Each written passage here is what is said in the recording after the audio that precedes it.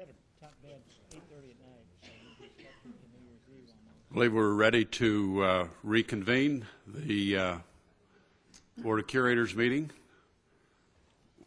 Good morning and welcome to the University of Missouri St. Louis.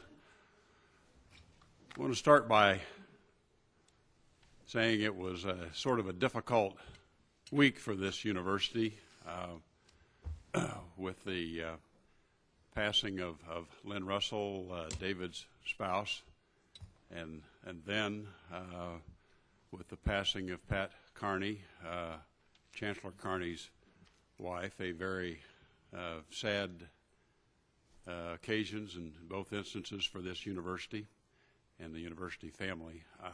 I think it would be appropriate if we pause for a moment to give our thoughts to those families as we start this meeting this morning.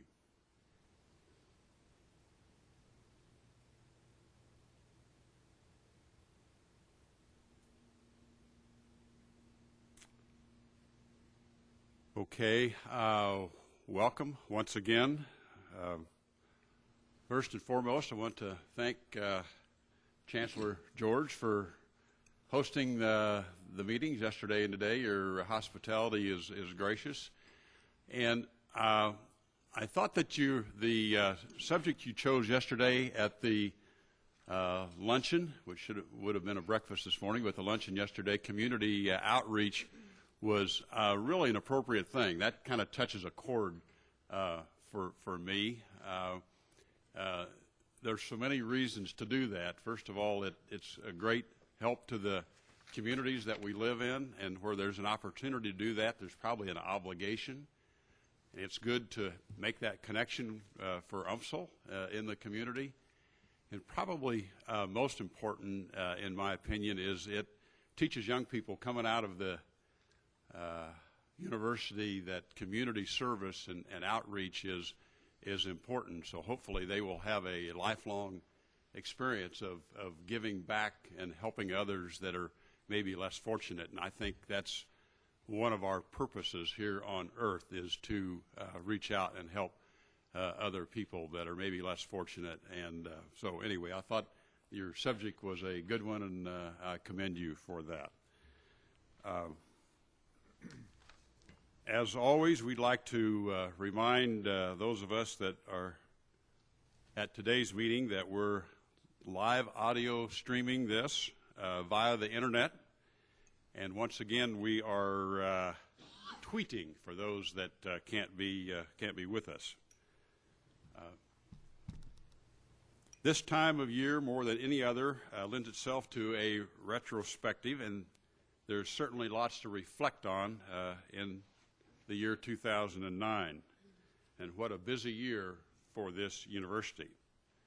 Of course, we can't capture all university initiative and news in one slide, but I do want to highlight a few that have been noteworthy, particularly those that have helped shape how the university is repositioning itself in this economy and higher education climate. We started the year with declining state revenues coupled with a national economic crisis that provided the university an opportunity to re-examine how it does business. Hundreds of comments and suggestions on all 4 campuses were received through various budget suggestion boxes, and many of these suggestions were implemented. In addition, the university made difficult choices, including implementing a host of cost-saving measures like a hiring freeze, mandating employee contributions to the pension plan, and foregoing salary increases. Not the kind of thing that President Forsey had in mind, I think, when he came on board nearly 2 years ago. Proudly, though, we never lost sight of what is most important to us: access and affordability. And for all who desire a college education, that has been stabilized. Given the downturn in the economy, the university embarked on a historic agreement to hold tuition flat in 2010 and have plans to do so again in 2011 for undergraduate students, because we know that access to education is always the way forward in difficult economic times. We are the envy of our peer public institutions with the ability to hold tuition flat and to not have severe cuts in our state appropriations. Believe me, we are the envy of our surrounding states and peer institutions. As the state's only public land-grant university, we developed a comprehensive list of accountability measures. These measures, which we discussed in depth yesterday, provide not only a roadmap for the university's use as we move forward in the coming years, but provide a barometer by which others can measure our success. This university has welcomed accountability. We also continue to build on our impact as an economic engine for the state. With a wealth of expertise within our own system and the ability to leverage national and international resources, we embarked on the first Energy Summit in April. This two-day event brought together some of the greatest energy minds from a variety of sectors to propel the nation's energy discussion forward. And this became a model for subsequent summits at this university. Finally, the formation of the Tiger Institute in September was a major step forward for our university and its academic health system, as it represented an infusion of resources that will help position the university as top among its peers while having a profound impact on the way we care and treat patients. Continued reliance on outside partnerships with businesses like Cerner will be an ongoing trend. I want to repeat that. Continued reliance on outside partnerships with businesses like Cerner will be an ongoing trend, in my opinion, and our way to the future. There is no doubt that 2009 was a busy year for us with lots of initiatives. At the same time, we also know the price we paid. We asked a lot of employees in 2009, made difficult decisions that impacted needed repairs to buildings, and generally did more with less. But all things considered, we didn't fare too badly. Because of the foresight of university administration led by President Forsey, we have been able to weather much of the storm. Other universities not faring so well. There's a headline up there. As you can see from this article, earlier this week, the University of Kansas is preparing for furloughs in the face of an additional $2 million cut in the state higher education budget. This comes on top of $100 million that was previously announced, so the total now that they have to deal with is a cut of $102 million. Kansas might be one of the states that would be envious of Missouri right now. Kansas universities have raised tuition, increased class size, and eliminated programs, and they've cut hundreds of jobs. We're not that unfortunate at this point. I urge all of us today to not rest on our laurels. I believe the die is cast that higher education paradigm is changing.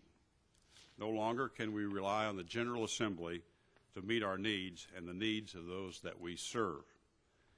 Rather, we must chart our own course forward, which allows us to be masters of our destiny, one in which we rely on external partnerships, invest in our intellectual property, and contemplate new ways of doing business that best leverage our internal resources.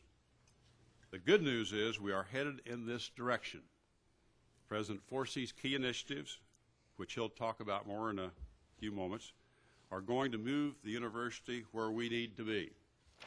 I encourage all of us to not let fear and an aversion to risk get in the way of progress. In my opinion, a reluctance to embrace change will inhibit the university's ability to continue to meet its core mission more than any economic crisis ever could. We need to be willing to embrace change and accept the risks that come with change. Certainly, 2009 was a busy year.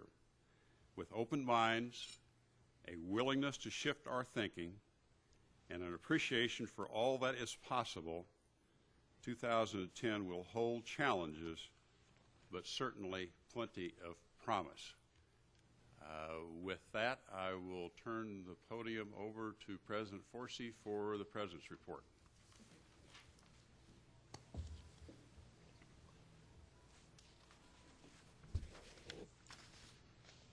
Well, good morning, and thank you, Curator Frazier, for your opening comments, and certainly thank you, as well as Curator Haggard, for your leadership on the board this past year.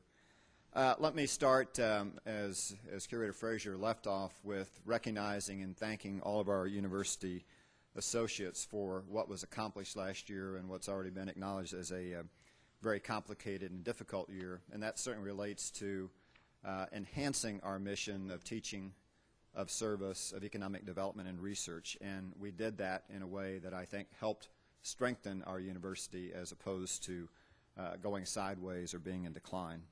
And I think the university stays strong because of many in this room that also represent outside constituents of the university, whether that's our Alumni Alliance, whether it's Extension Council, and certainly our Board of Curators. And as always, I want to thank the Board of Curators for all of the energy, the attention and passion that you show for our university. It certainly has made a difference in this past year. Thank you. So with that, let me kind of recap some news since the last meeting, and certainly since our last meeting in late October, we did reach agreement with the governor's office, and obviously there's work to do as we move into the General Assembly session, that we would hold tuition flat for the second year, in-state undergraduate tuition, in exchange for our budget being reduced by 5%.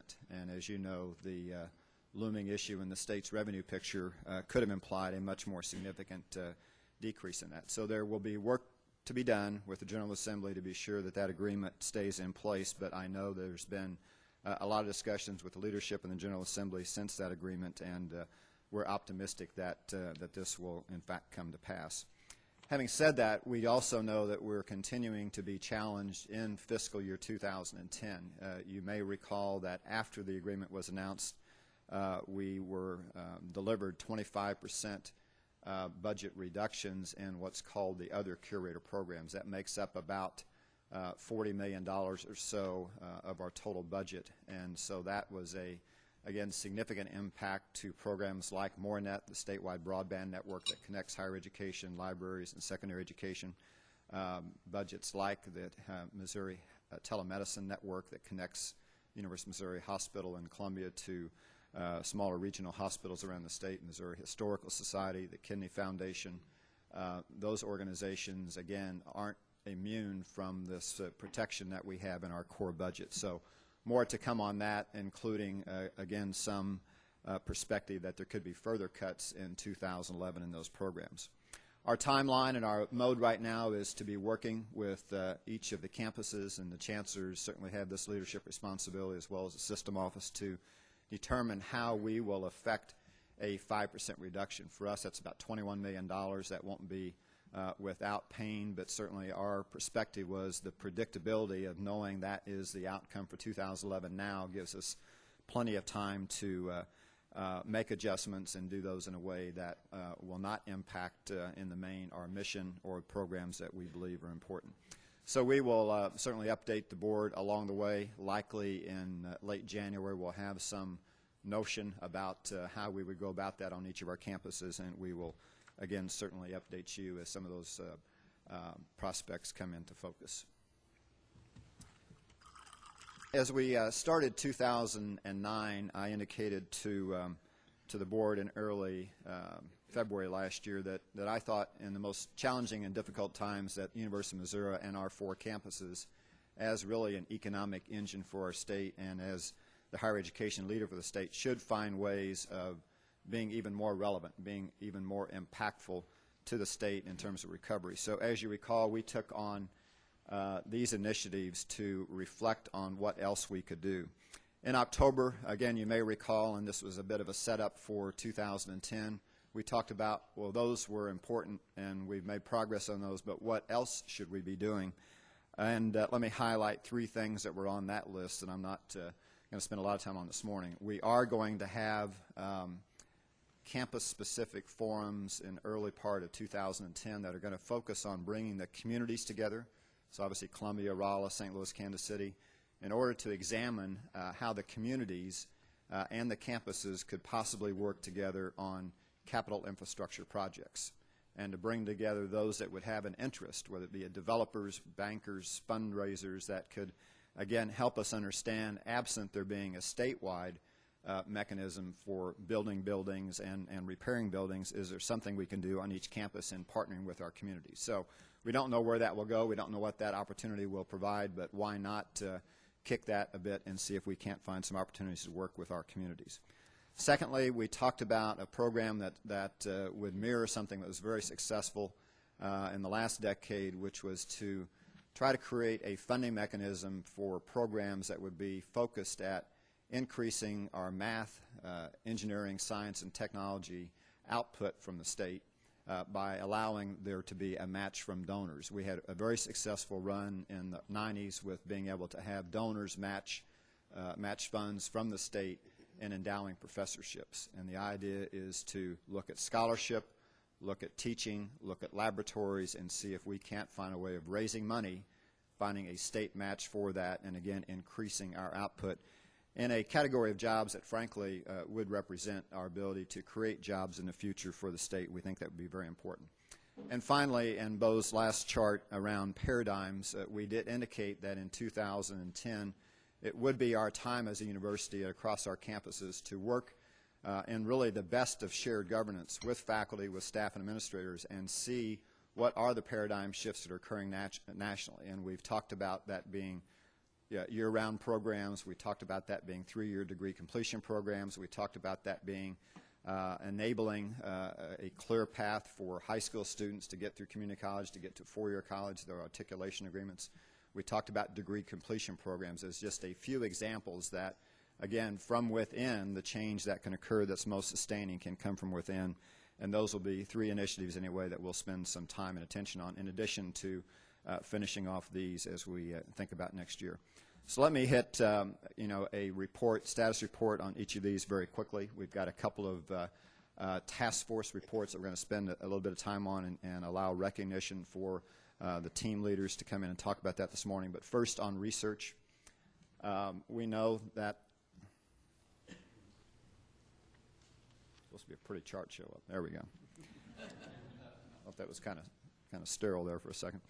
On research, this has been a very important topic for us this year. It's been one that, as we established with the Chancellors and Economic Development Council that I chair, along with Mike Nichols, where we bring together the research officers, the provost, and the chancellors at every other one of our staff meetings to really spend some focused time on the research and economic development part of our mission.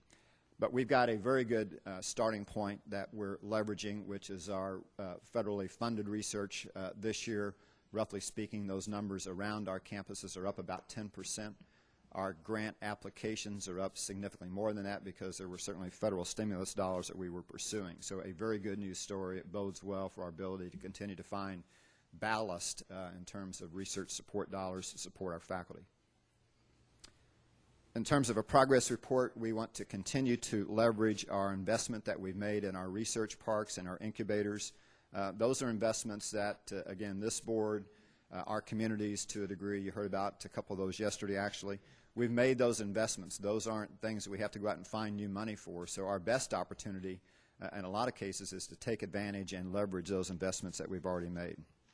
We had a little bit of seed money last year that we were able to apply to commercialization grants, and we awarded those to faculty inventors. One of the things that I'm going to be pursuing and talking with the board about next year is, can the university find its own fund of funds, if you will, invest in companies that are oriented around Missouri, economic development, and obviously that would leverage off of our researchers, and see if we can't help our own create jobs and find ways of, again, helping our Missouri economy. Royalty revenues we talked about, we set as really the key threshold for investment over the next several years to get to a $50 million run rate in 5 years. And we won't get there by business as usual. That's going to require a lot of initiatives, including adding resources. We've talked about adding resources in the General Counsel's office. We have one of those resources in place now, the second one hopefully in place soon. We've added resources funded out of the system budget and the tech transfer offices around the system, and again, all under the banner of, can we help our researchers commercialize, find intellectual property, and ultimately stand up companies and create new jobs. That ought to be the, again, reference point for this activity. I won't belabor this. We talked yesterday in the Resources and Planning Committee under Curator Wassinger's leadership, the activity that we've had underway really for a couple of years now in place as a benchmark, in place as a baseline for our accountability measurement system. So that, again, doesn't need to be belabored, but the outside audit, I think, gave us, on the one hand, a good housekeeping seal of approval, on the other hand, some things to work on, which is the best that we could have hoped for there in terms of an opportunity to go forward. So I think that is in place and something that, as we talked yesterday, will continue to be back to you in the future. Shared services, we haven't spent a lot of time talking about that, but this is one that we will continue to be on a forced march, if you will, until we run to ground what the opportunity is. Shared services, just to remind you, would be a way for, first of all, it could occur within a campus, it could occur between campuses, could occur within the system. It's a way of leveraging either buying power on a supply chain management basis, which we do today, leveraging platform investments, which we have opportunities for across information technology and IT and the CIO organizations, or leveraging back offices by getting better scale than you can get by dispersed activities on the campuses. And this doesn't mean that we ship jobs out of Missouri. It means we find more efficient ways of doing that. So we have taken the next couple of steps. We have identified George Carr, at a CIO at the University Hospital. That will be our project leader as the Cerner project gets underway next year. George will be taking this on with an advisory group that we've put in place, and the first order of business is to find what kind of help we need to facilitate this. So we have an RFP that's been established. We have the responses from that, and the advisory committee is now meeting to digest how we would move forward. So this is going to be one of those we're going to have to spend money to make money. And what we're trying to do, as identified in that last bullet point, is can we find someone to help us with the money? So we are looking at some foundation support, some grant support that would help us find money. We may have to make the decision, do we carve that out of our own budget to do this? But that will be done under the banner of a solid business case that would prioritize what activities to take on when. And this is one activity that, by the way, is gaining traction around the country. You probably have seen some national publication articles about what North Carolina did, but we are clearly on the leading edge of this. But I think, as I indicated to you, certainly an opportunity within the University of Missouri system, if not more broadly speaking. We're already doing some things with some of the community colleges. We provide some supply chain management support for Truman. We do some very, I think, creative work with Moberly Community College right now. So there are opportunities for us, because of our scale, to help the state, which I think would be good news if we can do that. The next two, and I'm going to introduce them both now and then ask the two task forces to please be recognized and give their brief reports. But you recall that there were a couple of activities that we thought were very important, again, under the banner of what else could the university do in the more challenging of times. And those two were identified as looking outside in.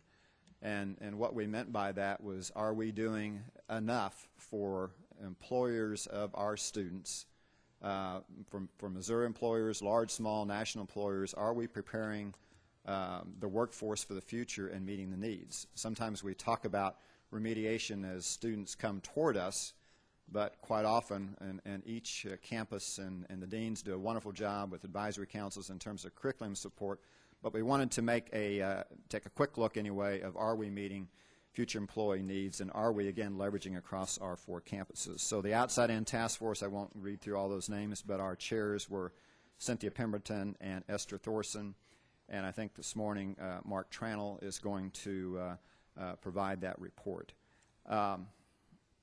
The P20 task force, we talked yesterday particularly in regards to the U.S. News and World Report summary. We talked about this whole pipeline issue, the drop-off that we know is going to occur within Missouri and nationally on students that are moving through high school toward community college or toward colleges.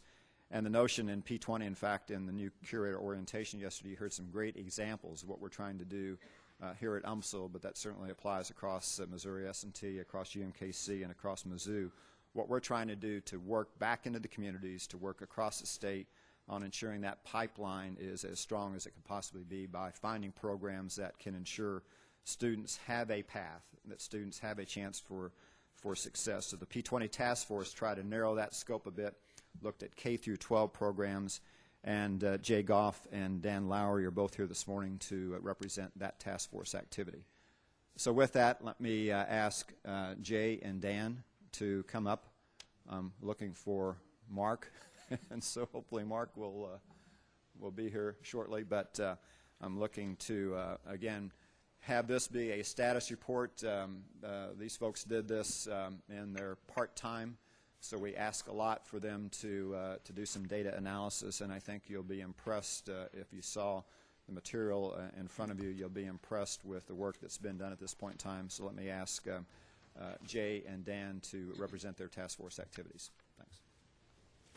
Just a second before you start, Kathy just handed a note that said Warren Erdman, Curator Erdman, has joined us via teleconference in Kansas City. Warren, can you hear us?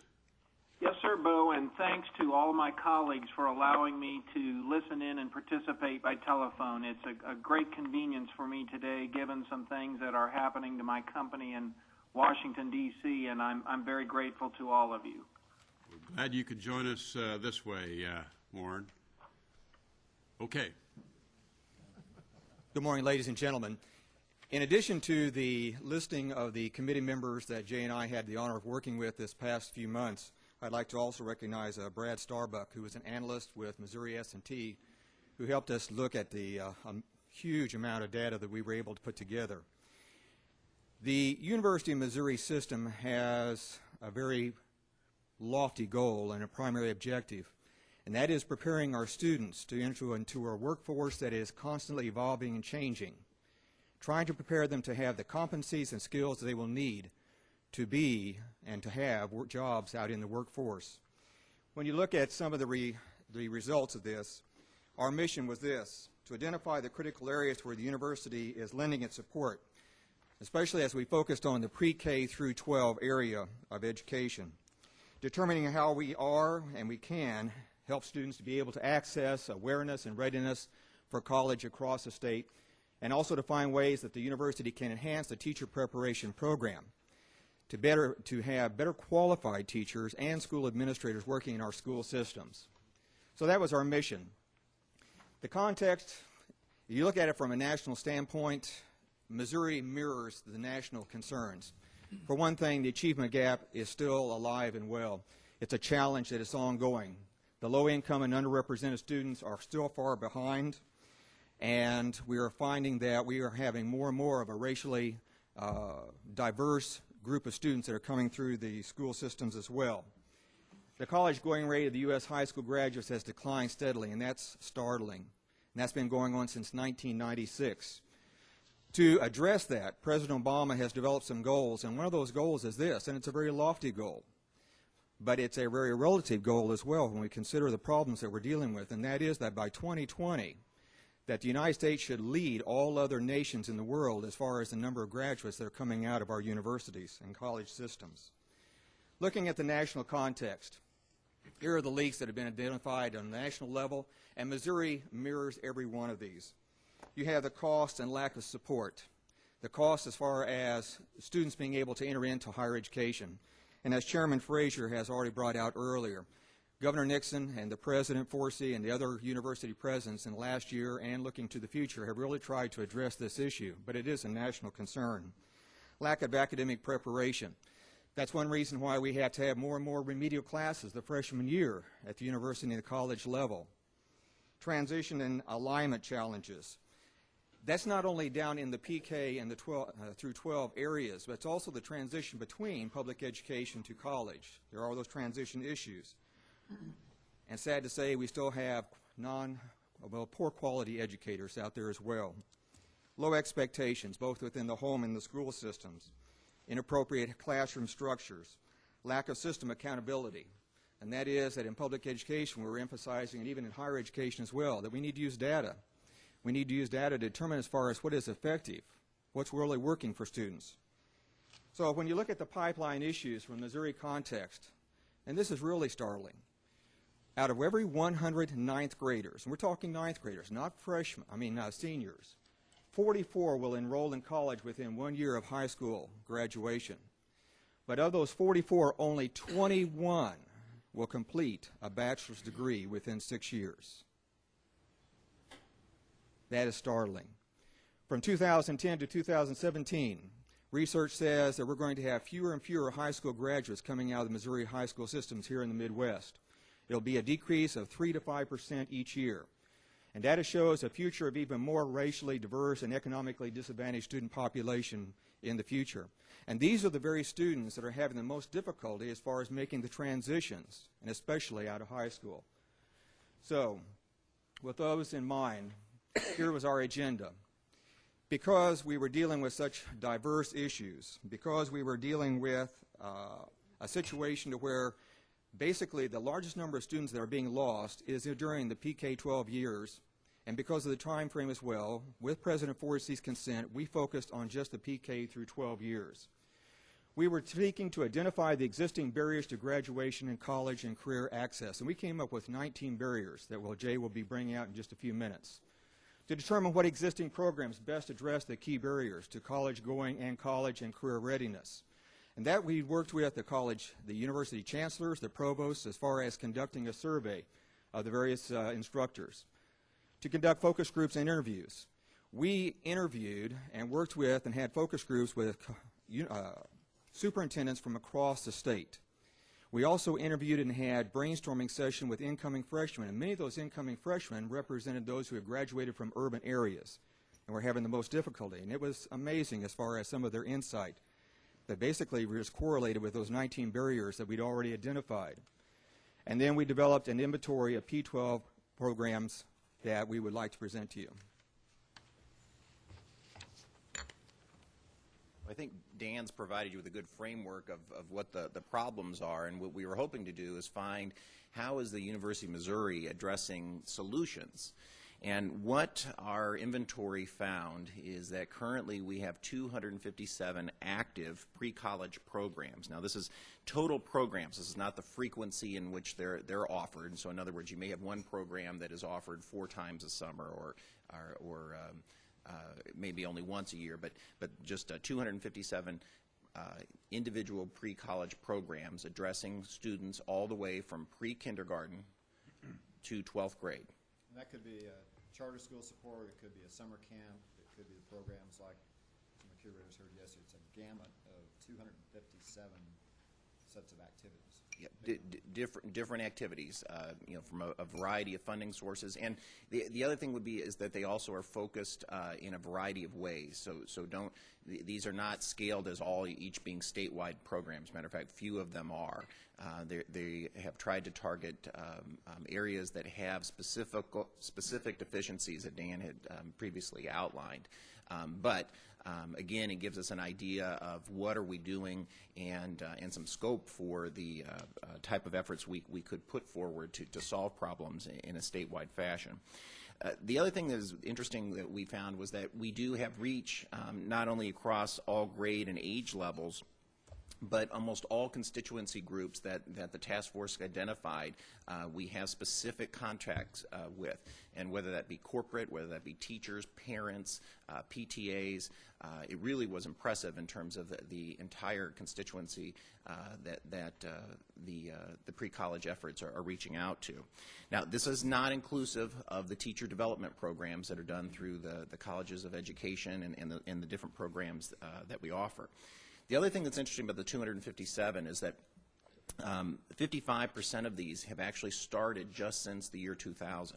So a lot of the initiatives that started with this board and from those statewide constituents asking, could we beef things up, specifically looking at the math, engineering, technology, and science areas. If we look at those METS programs, what could we do? And we've seen significant growth in the number of programs, summer camps, development programs, teacher development programs, grants, specifically in the METS areas, and I think that's a very good sign. When we look overall in terms of the barriers that Dan addressed, when we look at the next slide, you'll see that we clustered these into 5 primary areas in terms of administrative, looking at measuring the outcomes, the college and career guidance, academic alignment, and then also looking at the environmental culture issues and climate issues that we deal with in the state.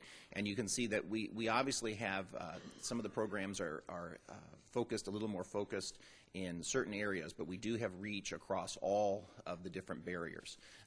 The reach tends to be a little bit stronger in the late middle school and the high school areas. We have more emphasis there than we do in the early grades, but all barriers are addressed. To give you an idea of the balance of that, when you see the next slide, you'll see that all 19 of the barriers that the research and literature that we reviewed says are the major blockages of why we only have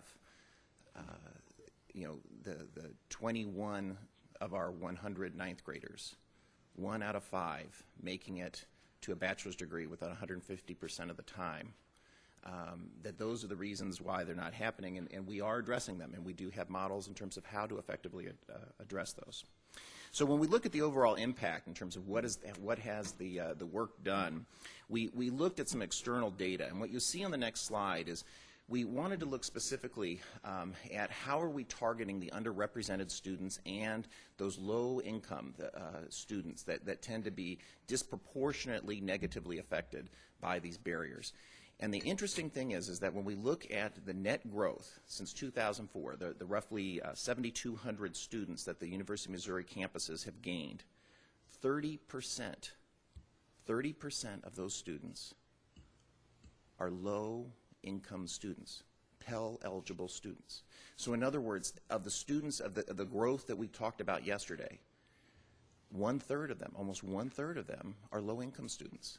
And so we can't directly relate it to these programs, but it does say that some efforts being made on behalf of the University of Missouri is making a significant difference in terms of creating greater access and attractiveness, and the fact that we're actually enrolling them on the campuses. And I think that's something that we should be very proud of, but also set it as a benchmark to move forward.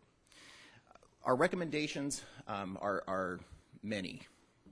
And I think the one thing we want to make sure is that this is 5 months of a very active and dedicated task force, but we also were doing our other jobs, and we need probably to have some focus look into this. But I think we now have a very nice inventory in which we can start to chop it up and look at specific barrier points, and we could go in and do further research and look at effectiveness, look at scalability in terms of how could we apply it in a statewide fashion.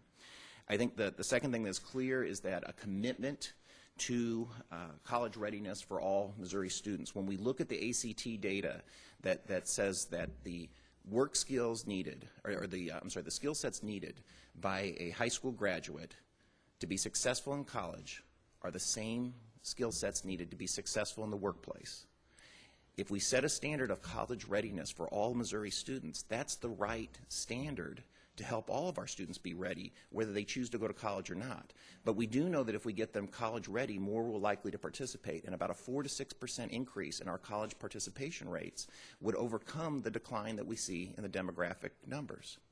And so we think that's a good goal and that we should continue to push forward for as a system. We're going to need to be patient. When we talk about pre-kindergarten programs, it's going to take a while to see those results and see if they're really working. But we also think that we can look at all areas of the pipeline, leverage these partnerships and the constituency groups that we've brought in, and we think that there's a national model that we can look at in terms of distributing resources in a centralized fashion, and that would be this link here at the bottom, which will take you to the North Carolina website, in which they centralize all of the pre-college and the college readiness support efforts that the state of North Carolina offers, and we think that's a good model for the Missouri to follow. Those were the primary findings and recommendations. At this time, Dan and I are happy to answer any questions on behalf of the task force. The group that you're talking about, that's 1/3 of those that you didn't think would apply to college, and they're there now, are you going to follow them to see if they graduate? Oh, certainly. Yeah, certainly. Yeah, so that the 30% of the students that are Pell, yes, certainly. And that's, you know, and I think it's... That would be a really valid thing, too, to see you've gotten the grants, you've gotten the help, but do they have enough perseverance and the extra help to get through it? Yeah, because they definitely will be at-risk students. Jay, I've got a question. I don't think there's any dispute that the city of St. Louis public schools are a disaster. I mean, Rick Sullivan, they got taken over by the governor of the state. Rick Sullivan, who's a business guy like Gary, is now running a board. Are you Rick's, this is all he does is deal with these types of issues. Now, are you interacting? Why are we taking this on as opposed to allowing Rick and K through 12 people to address these very complex and deep-seated issues? I will point out that we have a partnership, an educational partnership, and St. Louis City School District is a member of that partnership. There's 22 school districts from St. Louis to Missouri. So St. Louis is in partnership with that. It's called the MU Partnership for Education Renewal. So we work at it from not only putting teachers into the school district, but also impacting the environments, the classroom structure within those classrooms as well. So there are several programs that are working in coordination, and probably through University of Missouri here at St. Louis, as well as Columbia and the other campuses. David, I think it's kind of a push-pull. I mean, what Rick's got to do, and certainly the urban campuses have to do, and the urban secondary education is get the push going toward higher education, and what we're trying to do is be sure that our resources can support by pulling through.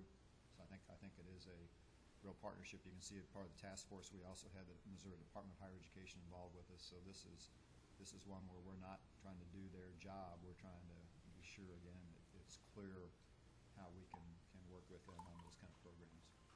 Well, I think Arnie Duncan and President Obama, with some of the reforms, I don't know if they'll get them through because of the teachers' unions, but some of the reforms they're proposing for K through 12 with these charter schools, frankly, I'm pretty up on. I don't know if they'll get it through the teachers' unions, but I think they're looking to make some big changes. And I think the push for alignment in terms of getting the curriculum and the support aligned from all the way from pre-kindergarten through graduate school is the right direction for us to be moving, and I think that's the good word that we're hearing out of Washington. Well, let me thank Jay, who is our admissions officer at Missouri S&T, Dan, who is out of our College of Education at Mizzou, certainly from a task force standpoint. Deborah Noble Triplett from the system office helped facilitate. We had a very dispersed and diverse representation. I think we have now the opportunity to hand off back to the campuses. We'll see if the task force wants to take another round or two at this, but I think we have enough to hand off, particularly in regards to the inventory and being able perhaps to assess programs that are working that should be invested in, those that aren't as outcome or focused that perhaps should be moved into some other fashion. But we started with a notion that 257 programs, surely there are some that we ought to, that are hitting home runs, and some just out of that number that perhaps aren't as effective, and the inventory certainly points us as that being perhaps the next step. Thank you. Just in time, Mark is here. Some of you had a chance to be with Mark yesterday. Mark is representing the task force. Mark Trainell is the Director of Public Policy Research here at UMSL. was part of the group that looked outside in and is representing Cynthia Pemberton from UMKC and Esther Thorson from Mizzou, the two task force chairs. So, Mark, if you could... Thank you. I apologize for still operating off of the 9 o'clock agenda. The Outside In Task Force established by the President as one of 5 areas where he was looking for action did have a very specific goal to investigate how the University of Missouri can increase partnerships with employers to impact workforce development and economic development in the state. The process that we used for doing that, we first of all, with the representation from each of the 4 campuses, looked in detail at what actions are currently being taken on our 4 campuses, and we found a considerable amount of activity. There are 5 research parks around the state. There are entrepreneurial programs. There's a Regional Center for Education and Work. There's a Missouri Innovation Center. There are activities on all of the campuses, and we did compile an overall inventory of those things. Looking to the outside, we in particular looked at a report of best practices. The report was titled Innovation U. This was 12 case studies done of universities and how they are taking action in this specific area, preparing the workforce and engaging in economic development. They reported best practices in 10 different areas, including such things as industrial extension and technical assistance, industry education and training partnerships, career services and placement, formal partnerships with economic development agencies. So we incorporated in our analysis those things that are being done particularly well by other universities. We also examined employment projections that have been prepared by the Missouri Economic Research and Information Center, or MERIC, which is in the Department of Economic Development. They prepared a report looking at employment needs in the state of Missouri through 2016. So there was some very specific data there. We then essentially did a SWOT analysis, and I would point out a couple of things that are included in your report, particularly under the area of strengths and weaknesses. Under strengths, through its research and teaching functions, the University of Missouri is a resource that supports the workforce development needs of private businesses and strategies and programs of economic development professionals. A MERIC report on education and training needs for Missouri's workforce shows that about 1/4 of the job openings in the state of Missouri will require a higher education degree. The greatest need for college-educated workers in the coming years, however, will be replacements for those leaving the workforce. The trend will be toward a higher percentage of the workforce needing a college degree. Through its service function, the University of Missouri has established a large number of centers, offices, and research parks engaged in all 3 of the key economic development functions: business attraction, business development, and business retention. University resources such as the Regional Center for Education and Work, the Center for Emerging Technologies, the Missouri Innovation Center, the Institute for Entrepreneurship and Innovation, and University of Missouri Extension provide economic development linkages to private and nonprofit employers. So we've got a considerable amount to work with. Under weaknesses, although the University of Missouri provides much of the college-educated workforce needed by the state, connecting state needs with student education experiences is less coordinated than it should be. The deans report good connectivity with government, public, and private companies through boards and alumni relations, student internships, faculty research, and consulting, but the communication of this information to student career centers, faculty, and collaborative research efforts is not structured, evaluated, or monitored. And although the University of Missouri centers, offices, and research parks are engaged in state economic development needs, their work is not coordinated within a campus or across campuses. The cost is the loss of how these resources can be leveraged for much greater impact. This also means that there is often competition between campuses for interactions with companies, leading to negative perceptions by the companies.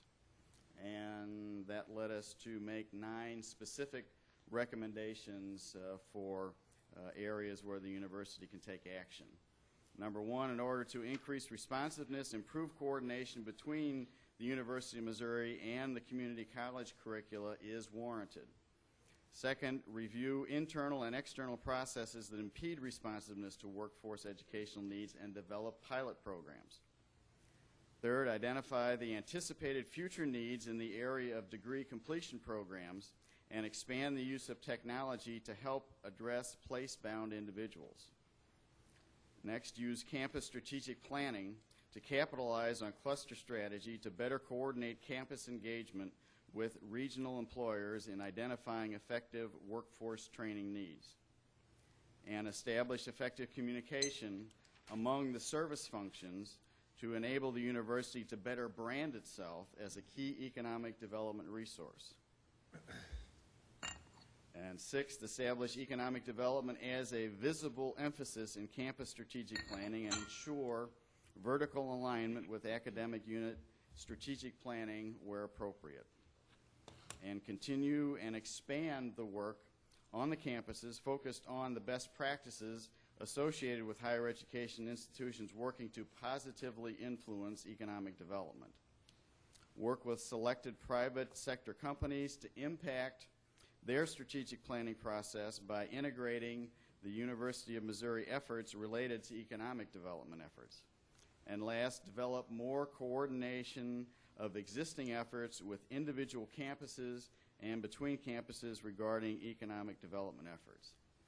So on the one hand, we found that there is a considerable amount to build on. Basically, the issue is we are not maximizing our impact in terms of being the resource that we can be to the state of Missouri. So we don't need to launch a lot of new things. We really need to maximize, coordinate, and brand the very excellent efforts that we already have is the bottom line of what the task force found. So in a perfect world, you'd have small employers, large employers, state employers, whatever, that would think about higher education needs and think about that strategically and have this perfect match by then the higher education system in the state, led by University of Missouri, to be able to match up with that strategically. That's kind of the perfect. There are, for example, about 2,500 companies in the state of Missouri that have over 500 employees. In terms of their perception of the university being a resource for meeting their current and future workforce needs, we're not getting the message out across. We essentially have an ad hoc system of individual faculty, individual service centers working with individual companies, but we don't have a systemic way of our being perceived right off the top of their head as the go-to place to make those connections. When you think about a company like Monsanto, Monsanto probably across our 4 campuses may have 20 entry points.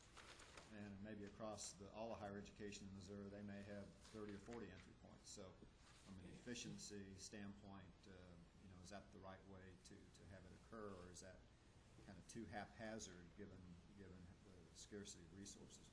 There is a national report just coming out. I anticipated on it. Came out of the combination of education, business, labor, that looked at, again, this matching that needs to be more effective in the future based on predictable job categories. And then that report, I think, will, again, give us some things to work on. The task force had access to that report as it was being developed. But, again, I think this gives us some things to work on, principally within the campuses, where there are some things we can do broadly at the system to support that. Some of that we would perhaps could take a look at over time. I think this task force gives us some things for each campus to look at how they're working with major, whether it's 500 and above, or major national employers, which are important to our campuses as well. and make sure that we're taking advantage of coordinating, for example, with the community college system, which has a very good process for being responsive for short-term, immediate training type needs, and how we can coordinate with, leverage what they're doing for the university level to be more responsive. I'd also like to recognize Greg Holliday. Greg out of Betsy's organization helped with this group from a facilitation standpoint as well. Mark, thank you. Thank you. And that concludes my report. We can now move into the chancellor's reports by alphabet. Except for Tom. Tom, will let you be the wrap-up.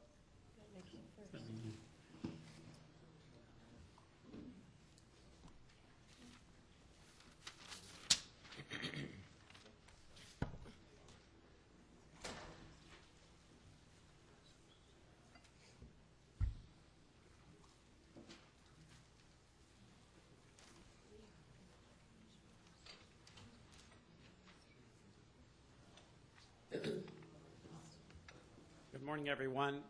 The two excellent reports you just saw jibe well with many of the comments I'm going to make, and I was pleased to see that, and I can commend the task forces who have brought that about.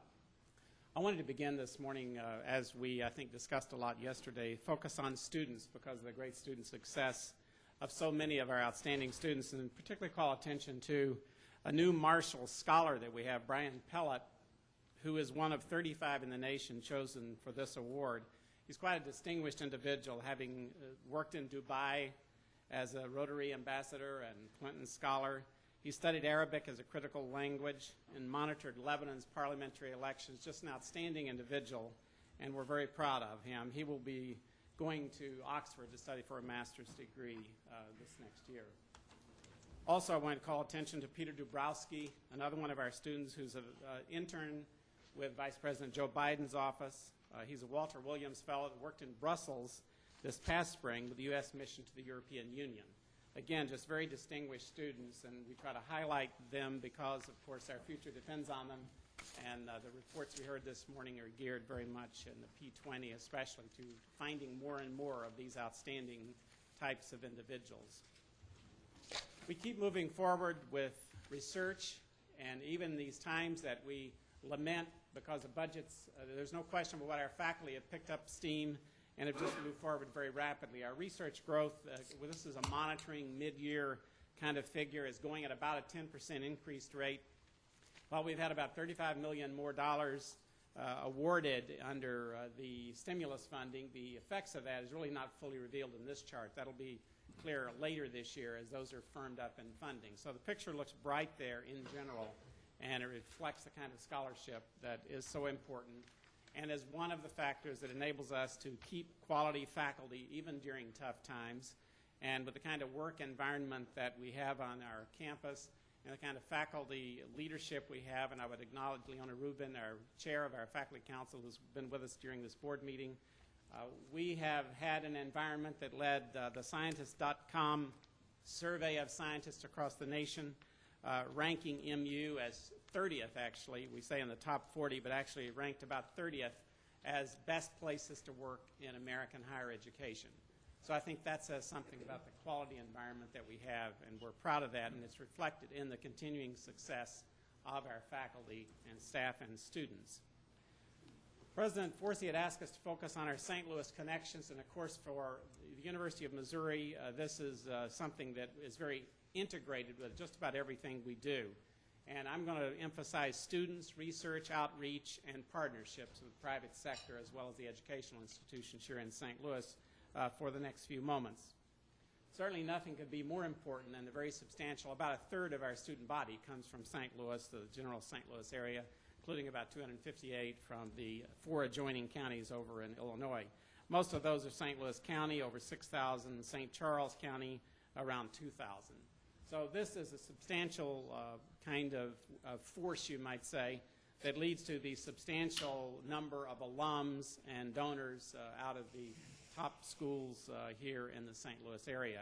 8 of our top 10 feeder high schools, in fact, for the University of Missouri are here in St. Louis.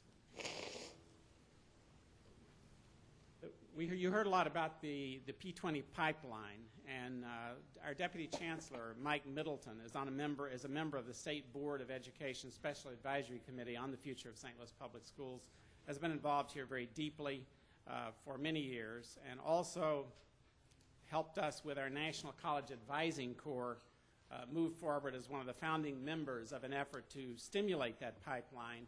So we have advisors in 3 of the high schools here in St. Louis, as well as one of the community colleges. Trying particularly to address that issue, the P20 task force identified of low expectations in so many of the schools, which is a nationwide concern, but a particular concern in the core cities here in Missouri. So we're doing our effort in that regard and collaborating in so many of these efforts with the College of Education here at UMSL as well, and with UMSL generally on so many of the research and educational initiatives that we have underway. Curator Frazier this morning emphasized the links with the private sector. I simply wanted to call attention to 4 major partnerships we have with joint awards that we have received for research totaling almost $6 million.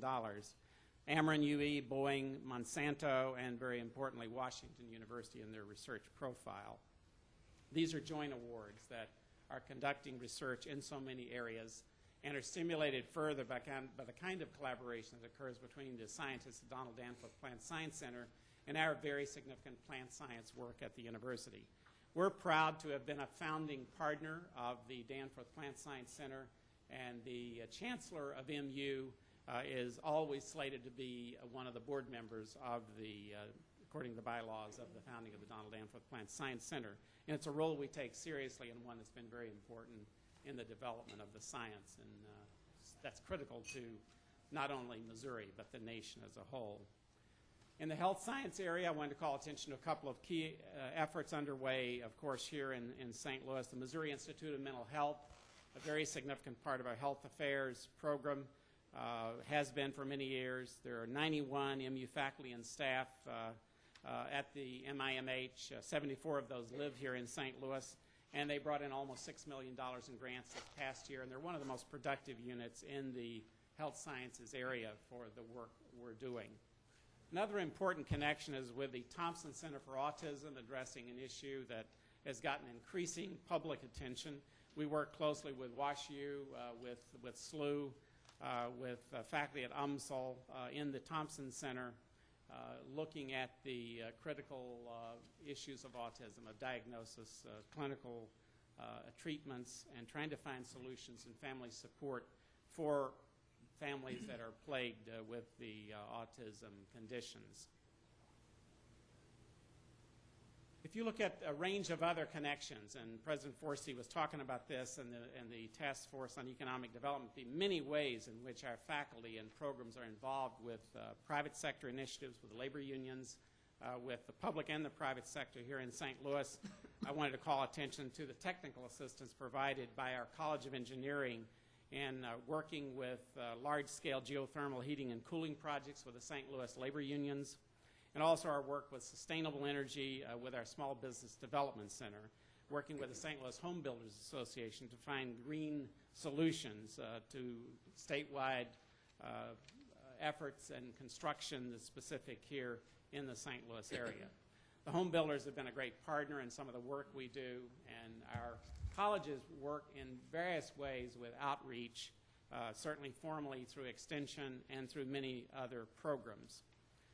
The research reactor, for example, and just to illustrate that point, and our nuclear science faculty are very involved with a $2.3 million Department of Labor grant that enables the expertise of the nation's largest research reactor on any university campus, that's the MU Research Reactor, to develop curriculum for nuclear energy technicians. And here we're working with Ameren UE, St. Louis Community Colleges, and others for this kind of curriculum development, and very importantly, the Missouri Energy Workforce Consortium, which is a statewide group of all the electric utility companies. I want to acknowledge the presence of H.C. Russell and other members of the State Extension Council here with us today, because they certainly are deeply involved in St. Louis and some of the programs that I've mentioned. And I would particularly call attention to collaborative work here with Extension, with UMSL as well, in labor education, which has been a hallmark program for many years, providing high-quality leadership training and labor management relationships with labor unions here in the St. Louis area. The Midwest School for Women Workers held an institute here for 85 workers, and the monthly labor law breakfast series keeps them abreast of the current issues, and it's an important educational effort that we have. I may have shortchanged, and it'll be necessary to shortchange a whole number of extension programs here because they are so critical to the nutrition and education programs, to the public school system, small business development, and the success of the outreach efforts of the youth development programs, such as Pride and Goals and the Choices 4-H Club work in relating really to thousands of students in the K-12 range here in St. Louis has led to significant increases in college attendance and the success of those students on the campuses, not at MU, but at MU as well as throughout the state of Missouri. And those are important connections and stimulation of the educational effort that you saw telecast a bit or forecast a bit with the P20 task force report as well. Of course, I couldn't pass without calling attention to the important connections we have with athletics here in St. Louis with our now border wars on both sides, but the football and basketball games here in St. Louis. Of course, the basketball team will be playing Illinois December the 23rd. That's become an important tradition. It's, of course, also very important from an economic standpoint. So that provides stimulation across the board. Also, just numbers that I would call attention, call attention to when we look at 12/31/09 Texas Bowl at Houston, following that 41-39 victory over Kansas, which probably is the highlight of the important football season that we've just completed. So with that, I invite you all to Houston and look forward to seeing you later. Thanks.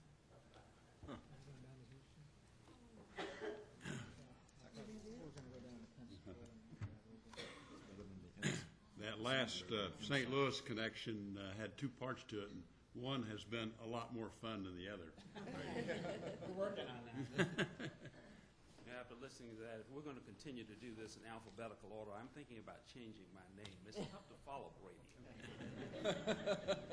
I'm here to give you a report about your campus in Kansas City, and I'd like to tell you that that things are going well there.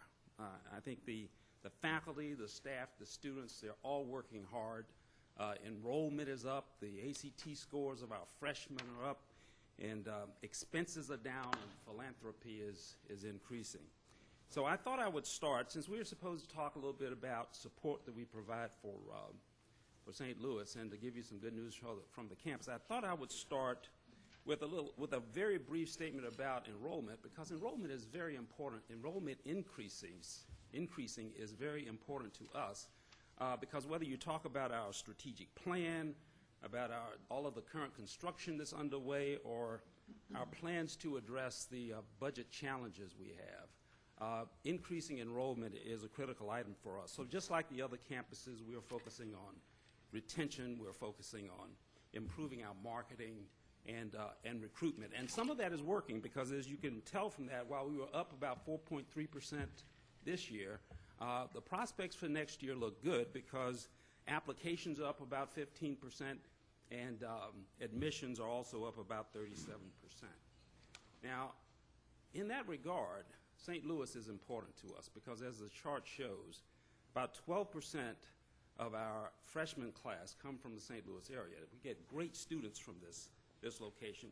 About over 7% of our total student population is from the St. Louis area, and 21% of our new applicants are from this area.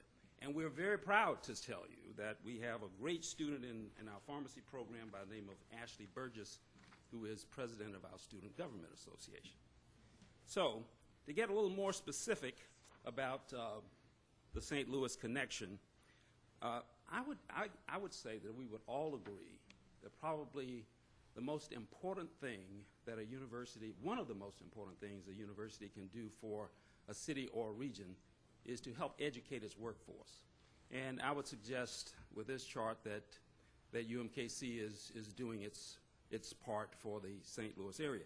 Our alumni records indicate that we have about 1,900 alums in the area, and almost half, about 45% of them, are in the healthcare professions, and that includes about 400 dentists. So I think we contribute to the smiles you see in the area here.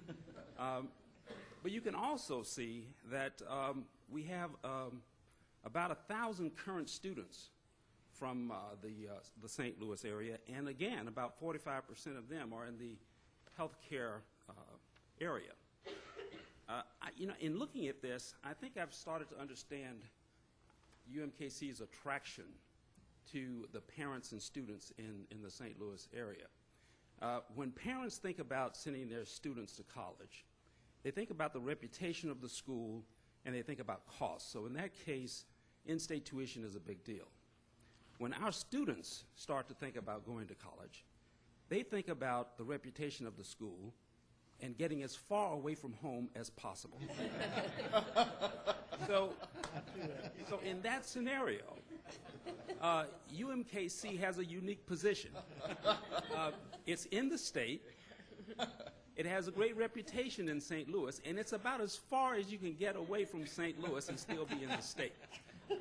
So, I'd also, this was a great exercise because in looking at our alums, I found a couple of surprises, and but they were great surprises. Some of our alums, especially from the School of Medicine, it appears that at Washington University School of Medicine, we have 26 faculty appointments, including pediatric surgeon-in-chief, which was good news. And at St. Louis University, we have 54 faculty appointments, including the vice chairman of the Department of Dermatology. We have a number of, that was a little surprising to me, but we also have a number of areas, and I didn't list them as I should have, but we have a number of areas of collaboration with Washington University and other key institutions in the city. But to stay with this, this health care situation and to move on to good news about the campus, one of the, I have more good news about School of Pharmacy. When you're in the business of educating students as healthcare professionals who care about their patients, and when you do that work in an urban environment, you usually have some unique opportunities for service learning and teaching students the value of giving back. So it's always important when that work gets some national recognition. Now, in the School of Pharmacy, we just most recently heard that the School of Pharmacy now has received every award that the American Association for Colleges of Pharmacy offers for community interaction. In 2007, it received an award, the inaugural award, it was called the Crystal Apple Award, and that was for community engagement. They received the Student Engagement Engaged Community Service Award in 2008 for student-led engagement with the community, and this year has received the Transformative Community Service Award for its service to the greater Kansas City. Now, the School of Pharmacy has recognized that even though we are maxed out in terms of the number of students we can accept on the UMKC campus, it has still taken on a responsibility to try to address the shortage of pharmacists across the state. So we have this joint program with Mizzou, where we have 28 students enrolled there, and the governor is really pleased about the program, the MOU that we announced with Missouri State University that will allow us to educate about 30 pharmacists on their campus eventually. I won't talk about the School of Nursing, since the Dean of the School of Nursing talked about the relationship we have there. She also, I think it was the provost who announced that they have the best School of Nursing in the state. I won't take issue with that, but I will point out that we do have 2 students, 2 faculty who are completing their PhDs here at UMSL, and so we work very well together. My final chart is is good news from on the economic development front. I guess it was about a year ago that President Forsey, Mike Nichols, and I, along with members of the community and across the state, signed letters of support for an NSF grant for a project called Whiteboard to Boardroom. And the good news is we got the letter. It could be attributable to the fact that it was the first letter that I signed as chancellor of the university last December. Now, while the numbers might look small, $600,000, I wouldn't want you to be misled about this. This project can have significant implications and provide significant return on that investment for the community, because the data shows the following, that 70%, this was some studies in 1995, but it showed that 70% of jobs created were attributable to spinoffs from universities. And it was also found, and this is important for us in this state, that 80% of those spinoffs remain in the state of origin. Now, when you live in a state where 85% of the state's revenues are from income taxes and retail sales tax, the common denominator there is jobs. And like President Forsey has said, we need to focus on standing up companies in this state. This kind of effort can help that, and especially when you look at the fact that our own Dr. Michael Song in the Block School has found in his research that entrepreneurs in their lifetime are expected to create over 500 jobs. Very important for our state and our economy.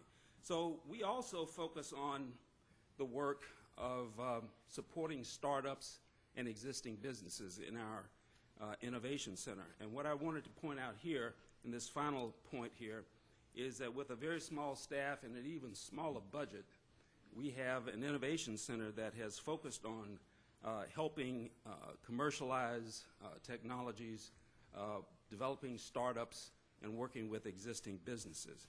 And in fact, in this past year, worked to start up 34 new companies that have created over 500 jobs and helped secure over $110 million in government contracts for those companies. And we're on a path to far exceed that this year. This fast track program here is for dislocated workers. We have a number of professionals in the state who've been dislocated from their companies as they've downsized. And what a lot of those people do is start businesses. Now this year we've already serviced over 360 people who've been dislocated. In past years that's been about 50. This year 360. And the good news is that 49% of these people have started businesses, creating jobs in the state of Missouri. That's my report. Thank you.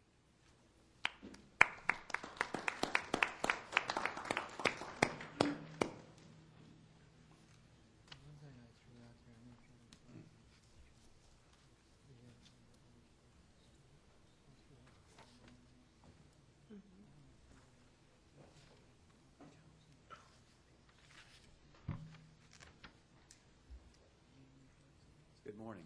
I'm Kent Ray, Provost from Missouri S&T. Ordinarily, Chancellor Carney would be making his presentation to you, but as you know, his wife, Pat, passed away on Wednesday, and he's not here for understandable reasons, and it's a sad day for us on our campus. First slide, please. Chancellor Carney wanted to give you a feel for the rich interaction that Missouri S&T and our alumni have with the St. Louis community. These are some of the top employers of S&T graduates in the St. Louis area, keeping in mind that 1/3 of our 50,000 living alumni reside in the St. Louis area. The third bullet up there says self-employed. This includes graduates who are solo practitioners, as well as most of them are owners of their own companies, and in that sense are employers of others as well. Next slide, please. There are two areas in which we have special interaction. One is with the St. Louis Science Center, where the Chancellor is on the Board of Trustees. And St. Louis Science Center is a partner with Missouri S&T in a $5 million award involving advanced electric drive vehicles The Science Center is responsible for the educational portion of that grant. They'll be looking at public outreach and education with some of the displays and demonstrations that will be conducted at the center during the 3-year term of it.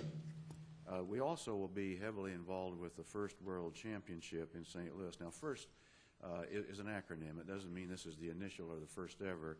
FIRST stands for Inspiration and Recognition of Science and Technology. It includes under its umbrella the first robotics competition, the first Lego League, the Junior First Lego League, and the first Tech Challenge competition.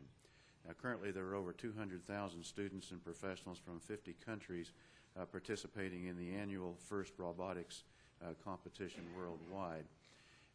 We will be holding on our campus next year, or rather in 2011, the Missouri Grade School and Middle School State Championships for this first robotics competition that will be held in St. Louis over a 3-year period, 2011, 12, and 13. Next slide. 1/3 of our incoming class continues to come from the St. Louis metro area. 2/3 of our top feeder high schools are in the St. Louis metro area, and 6 of our 10 top feeder colleges for transfer students are in the St. Louis area. Next slide. With respect to sponsored research, our number of proposals that we've submitted in total dollars are up 13% this year over the same time last year. Our research expenditures are up 23% over the same time last year, and the indirect costs that we've recovered from research expenditures are up 12% over last year. We had a record number of grants and projects that we were handling on our campus last year, and we're up a little bit over that compared to the same time last year as well. Next slide. We are in the home stretch of our $200 million capital campaign. The orange bar there represents where we should be at the end of November. The green bar indicates where we are. We're at $196.9 million of the $200 million that we have as our goal. I was teasing Connie Eggert, our Vice Chancellor, for advancement that the board meeting was 2 days in length, that she could call me either day and tell me that we'd achieved the goal. Don't have the call yet, but we still have an hour to go. Next slide, please. In September, we received a $3.4 million gift from Wayne and Gail Loffer that established the Loffer Energy Chair. Wayne Loffer was a 1967 graduate in civil engineering who spent most of his career in the energy area, and this is the largest grant or gift ever received by the University of Missouri system for an endowed faculty position, and that search is underway. Next slide. I want to talk just a moment about capacity and quality issues. This addresses some of the comments and questions we've been hearing over these 2 days. The enrollment at Missouri S&T has increased by 48% since 2000, our benchmark year. Since the name change, which occurred in January of 2008, our freshman out-of-state applications have increased by 39%. Our undergraduate enrollment has increased by 11%. And our total enrollment has increased by 16%. Next slide. This creates some good and bad issues for us. We welcome this particular challenge. Our enrollment on campus is at 6,815, the highest that we've had since 1980s. Our faculty tenure track numbers in fall of 2008 finally reached where the total that we had in the year 2000. This fall, I have 37 tenure track faculty vacancies that are in the freeze. That's 1 out of every 8 faculty positions are open. This has created some workload issues. It's created some student academic advising issues for us as well. Student-faculty ratio in 2000 was 15.5 to 1. Among the other technological research universities, the mean student-to-teacher ratio is 12.5 to 1. This fall, we're at 20.4 to 1. My largest engineering department has a student-to-faculty ratio of 41 to 1. another one 37 to 1, another 31 to 1. I have 5 other departments that have ratios over 20 to 1. We have classroom issues. You've heard me say that before. I don't have any available classrooms between 9 and 12. I have 3% of my classrooms available at 8 o'clock. It's difficult for us to schedule classrooms, additional classes in the afternoon because of the conflict that we have with our laboratories. We are a small community. We've pretty much tapped out the adjunct skills that are in the community, and so we're also constrained about offering night sections as well. But we are taking different ways of addressing and delivering our courses, and using the internet, e-learning, blended learning techniques, and so we're rising to that challenge. Our freshman apps for next fall are up 5% over this fall. Our admits are up 4%. Transfer applications are up 34%. Admits are up 45%. We do have some challenges. I also want to point out that we have had to lease over 20,000 square feet of space off campus for our research efforts. Since 2000, I have more than 100 additional graduate teaching assistants and graduate research assistants who are employees as well as students and require desks and offices so their students can find them, so their faculty advisors can find them, and where they can do that work. Our teaching laboratory equipment used to receive between $600,000 and $800,000 a year from state appropriations. We haven't received any of those funds over this past decade, and our teaching laboratories are showing that wear. Our housing, dining, and parking issues, I know that we're not too concerned about parking, but we've had to rent most of one of the largest hotels in Rolla to accommodate our freshman class this fall. We have managed the growth well to this point through efficiency, doing things differently, teamwork, and hard work. But we are very concerned about continuing to maintain our widely acknowledged quality of education and research with no growth and even a substantive loss in fiscal resources. Thank you very much.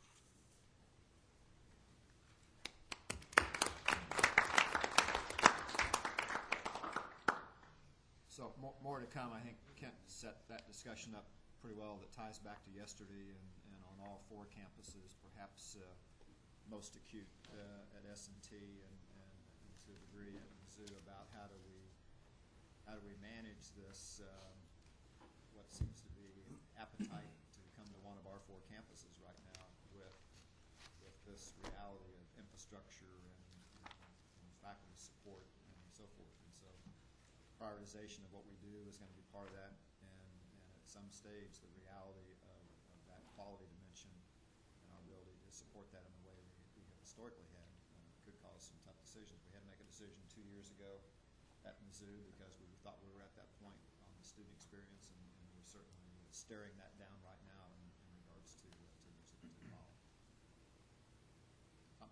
Right, thank you, and it's great to have you all on our campus, and having this St. Louis theme with all the chancellors is great too. I've learned something from all Give the Steve chancellors. Knorr credit for that. That was Steve's idea. Well, I like it. Staff meeting, so I Steve like thought, it. well, since we're going to be in St. Louis, why don't we just talk about St. Louis? So. I'll of course talk about St. Louis because this is the University of Missouri St. Louis. Let me talk first about an award that we just received. It's from the St. Louis Commerce Magazine. This is the magazine that the RCGA, Regional Chamber and Growth Association, puts out, and we're among the 50 top institutions acknowledged for the impact that we have to local businesses. Moving on, I'm going to talk about some alumni achievements and then some faculty and student achievements. We had an alum that received the 2009 Entrepreneur of the Year Award in St. Louis. It's Todd Weaver. Got his Bachelor in General Studies in '97. He's the founder of what's called the Legacy Building Group. And this award came from, again, RCGA and also the Urban League of Metropolitan St. Louis. Then we have another alum, Rollo Dilworth. He is a 1994 graduate. He's a faculty member at Temple University in Philly.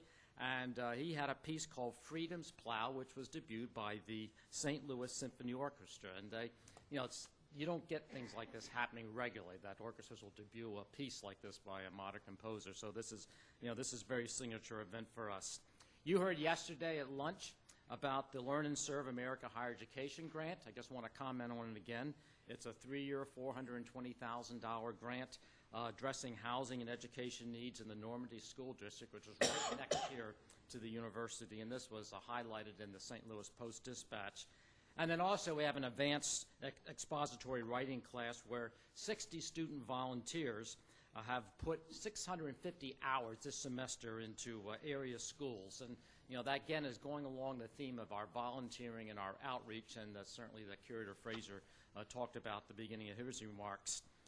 Going on to faculty achievements, logistics professor David Ronan received what's called the Goodeve Medal. It's from the Operational Research Society. And we have a faculty member in criminology, criminal justice, Beth Hubner, received the 2009 Distinguished New Scholar Award from the American Society of Criminology. This is one of our signature departments. I just want to pull a little plug in for their ranking in U.S. News and World Report. They're ranked 4th in U.S. News and World Report, so we can talk about institutional ranking, but they do rank programs. They rank programs, so let's not lose sight of that. See, when you do well, you throw it up there. When you don't, they're not worth a darn. Oh, I'm going to mention that. Continuing with faculty, we have an education faculty member. Deborah Moberly was appointed to the state's Joint Commission on Early Childhood Education. An artist in our Department of Art and Art History, Jeff Sipple, he's pictured there. He's among 10 artists that were honored at the 4th Annual International Drawing Competition in Poland, and he was the only American to be so honored, and I think he's now somewhere in sabbatical in South America. Students. We had students celebrate the 20th anniversary of the fall of the Berlin Wall. Very signature event. I happened to be in Poland when that happened. No one knows what's going to happen. It happened there in November 1989. And they're associated with what's called our German Cultural Center. We've got a number of international centers. And they created public art sculptures. You see an example of that here. We've got a student-operated art gallery downstairs, actually, on the first floor of this building. And our theater students led a simulated tearing down of the wall. And then on the lighter side, I guess, we have students in our college, Honors College, the Pierre Laclede Honors College, and they discovered that we have the state's largest shingle oak on our campus. And this was certified by a forester in the Missouri Department of Conservation, and this dethrones the previous champ, which is on private property in Greene County. Of course, what's very important is the end result of our baccalaureate degrees, and we've got commencement coming up next weekend. We do 3 commencement ceremonies a year in this campus because we graduate a lot of students. We'll have 1,200 students receive their degrees, and it's like that song, the Christmas song, from 2 to 92. I mean, we give degrees from 19 to 99, and we'll have a fellow, Ken Wild, who's going to receive his master's degree in history. He's 86, and he fled Berlin at age 15 prior to the start of World War II.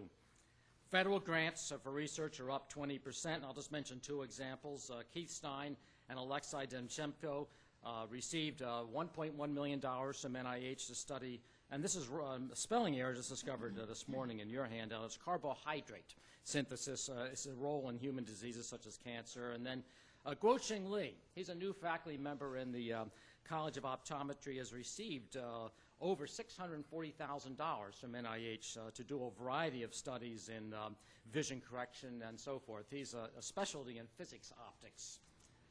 Our enrollment continues to go up, and for looking at this spring semester compared to the previous spring semester, we're up over 10%. Unlike Rolla, we do have some capacity for some more growth, particularly in certain areas. As I mentioned yesterday in a brief comment, not necessarily in all the sciences, but we do have, with some careful scheduling, with some more efficiency, we do have some capacities for growth. And finally, our campaign is going gangbusters, and we had a banner year last year, and if you compare this year to last year, as December to December, we're up from even last year. So we're very optimistic for even a better year this coming year. So anyway, that's my report quickly.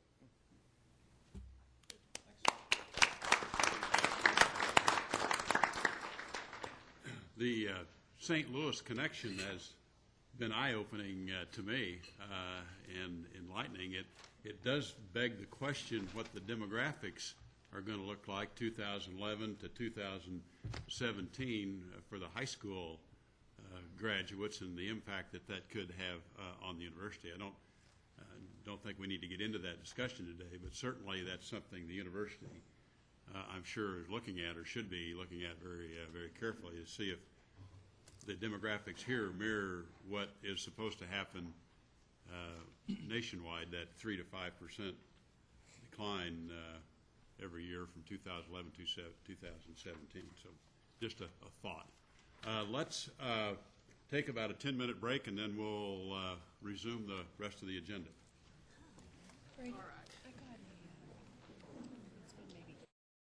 I got some. Thank you very much. So. If you would gather around, we're ready to reconvene here. Curator Erdman, are you still with us?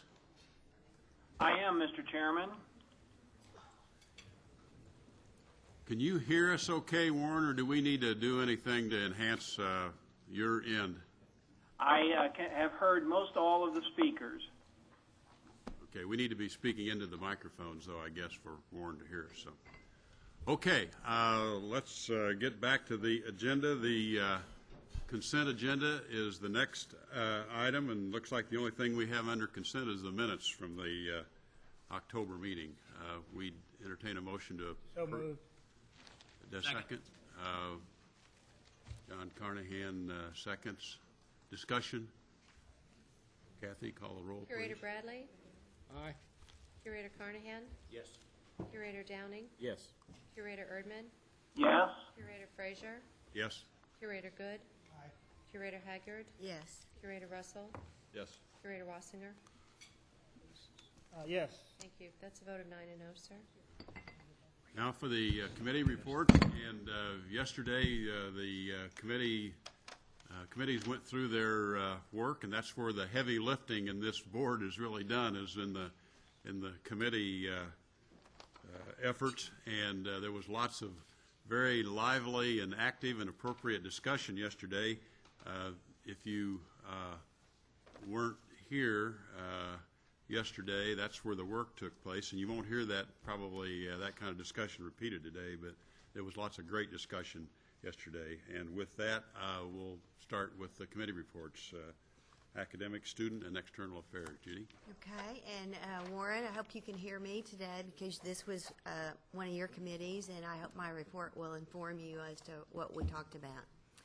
The committee had 3 information items: enrollment trends report, college rankings report, and the annual report on the endowed chairs. We reviewed enrollment increases seen during the past decade, noting a 21% growth from 56,000 students to 69,000. Growth in all areas, but particularly at MU and S&T. We had conversations that focused on planned growth and our goals for the next several years. On the U.S. News and World Report rankings, we discussed various components of the rankings. We reviewed rankings of the UM campuses, where we observed some declines in the past few years, and yes, we had a lively discussion about that as well.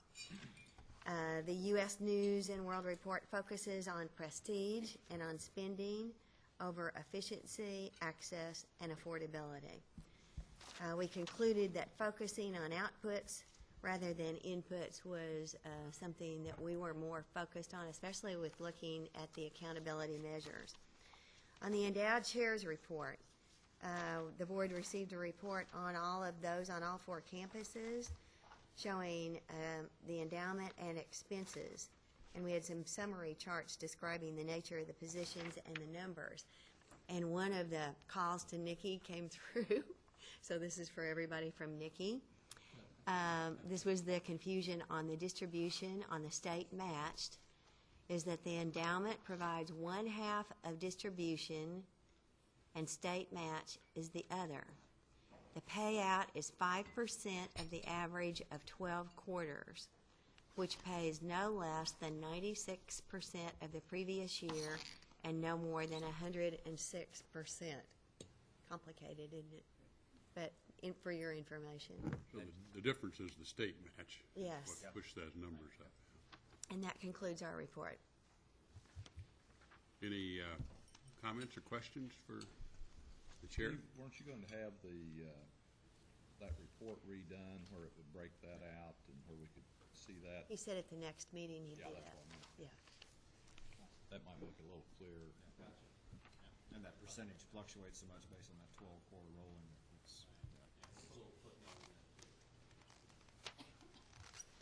Okay, thank you. Judy? John, the audit committee? Thank you, Mr. Chairman. We had a short meeting of the audit committee. I think we all now have a much better appreciation of how much we depend on Nikki. We had 3 informational items and 1 action item. The action item was simply the approval of the minutes of our October meeting. The informational items were all present at the meeting were myself and Curators Good and Downing, and we had the first informational item was a report on the best practices for the audit partner in charge. If you'll remember, we have both an external auditor and an internal auditor, and the information that Nikki and I received and reported to the committee was that the internal audit function, normally that you don't have rules regarding the rotation of that partner. And I think Nikki was comfortable with that, and I believe I'm comfortable with that. On the external auditor, you would have the Sarbanes-Oxley rule, which I believe may be 5 years for publicly traded companies. That does not apply to us, and there's a thought process. The auditors themselves have their own rules. It's usually a 7 to 10 year rotation cycle, and it's something that we're going to study. And Nikki's recommendation, I believe, was that we go with a not more than a 10-year rule, so that if we had a partner for the external auditor, they would be allowed to be on our job and report to us for not more than a 10-year period. And whether they required a rotation, we would require that if the firm got the job assignment for another block of time, that they would rotate a new partner in. The second item, or in combination was the audit committee closed meetings, and we distributed a handout which I believe our external auditor was kind enough to provide for us and give us some guidelines, so that we're going to have probably 1 annual meeting a year with our internal and external auditors, and that we have some better guidelines of how that works and what are best practices. We also, the final matter we reviewed was the audit committee matrix as well as the audit plan for 2010. We've been working on the matrix all year. We have updated a little bit based on the meeting and Nikki's work, and also we distributed the audit plan for each year. And if you will look into your general business section of our meeting, the good and welfare of the university, which is the agenda for our January meeting, you'll find that the audit committee will be meeting, and then at that meeting we will review the annual audit plan in detail. So that'll be the primary function of the committee's meeting early next year. So that's my report, Mr. Chairman. Thank you, Mr. Chairman. Any comments or questions for John? Approval of the minutes. Oh, do I? Okay. That was done yesterday. Huh? You approved the minutes yesterday. Did you do it yesterday? Did we not do that yesterday? All right. Okay. Kathy said we did approve the audit minutes? I think we did. Yeah. All right. Thank you, Mr. Chairman. Doug, I guess you're up with the Finance Committee. The Finance Committee has 6 action items that we're going to be bringing to the board for action today. The first of those 6 is the asset allocation for the endowment fund. There is in your board materials, the proposed targets for that change is listed. The Finance Committee discussed that yesterday and is recommending to the board the approval of that change in the asset allocation for the endowment fund, and I so move. Have a second? Second. Motion and a second. Discussion. Kathy, would you call the roll, please?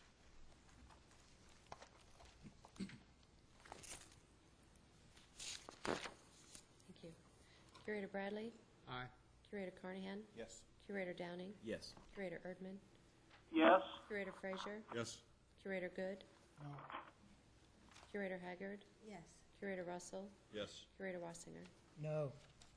Thank you. That's a vote of 7 and 2, sir. The second action item is the hiring of a investment manager in the international small cap area for the retirement fund. And that information was presented yesterday by John Miller, and we're going to be recommending the hiring of 2 investment managers. The first is Mondrian Investment Partners and Pyramus Global Advisors, and the allocation is a total of 5% from the retirement fund in the small cap international. On behalf of the committee, I so move. I believe Curator Good was the second. He beat Don just a hair. Discussion? Okay, recommendation item number 3 for finance. Curator Bradley? Aye. Curator Carnahan? Aye. Curator Downing? Yes. Curator Erdman? Yes. Curator Frazier? Yes. Curator Good? Aye. Curator Haggard? Yes. Curator Russell? Yes. Curator Wassinger? Yes. Thank you. It's a vote of 9 and 0, sir. The next action item, which is identified as action item number 4 in the materials, is the hiring of investment managers for the endowment fund. The recommendation is that we hire the same investment managers for international small cap, emerging market debt, and high yield bank loans as we hired for the retirement fund. And those were presented in the meeting yesterday, but just to recap that, it would be Mondrian Investment Partners, Pyramus Global Advisors for up to a total of 7% in the endowment fund. Emerging market debt managers would be Capital Guardian Trust Company and Wellington Management Company for up to a total of 5%. And then high yield bank loan managers would be Shinkman Capital and Oak Tree Capital Management for up to a total of 6% of the endowment fund.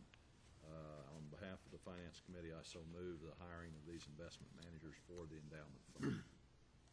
We have a second.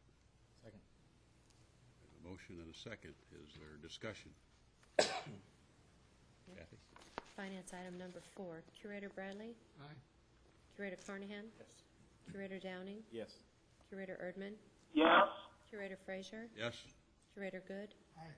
Curator Haggard? Yes. Curator Russell? Yes. Curator Wassinger? No. It's a vote of 8 and 1, sir. The next action item is the amendment to the collective rules and regulations dealing with investment policy for the endowment fund and a new gift assessment. This was discussed at length yesterday. It calls for the allowance of up to an additional 2% endowment distribution to support internal endowment administration and development functions. The President will notify the Board of any additional distribution greater than 1%.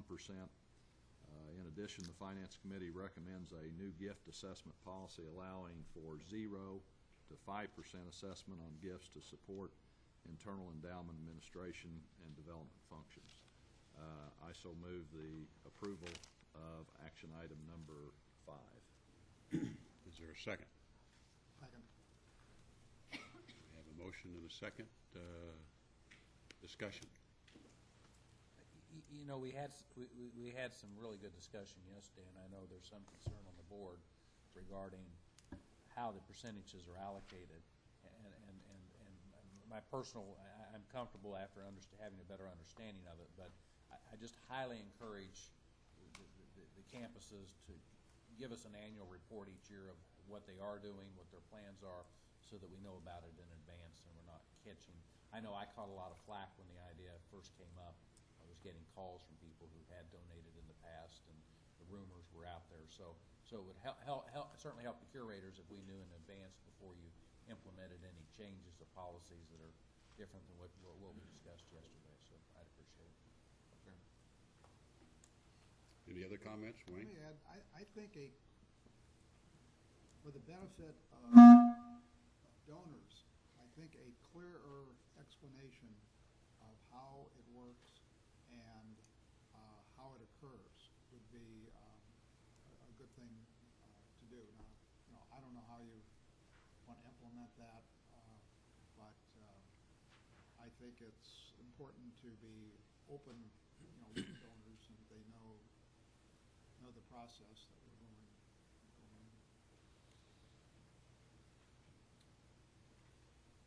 Anyone else? Kathy, call the roll. Action item number 5 on development support. Curator Bradley? Aye. Curator Carnahan? Yes. Curator Downing? No. Curator Erdman? Yes. Curator Frazier? Yes. Curator Good? Aye. Curator Haggard? Yes. Curator Russell? Yes. Curator Wassinger? Yes. Thank you. It's a vote of 8 and 1, sir.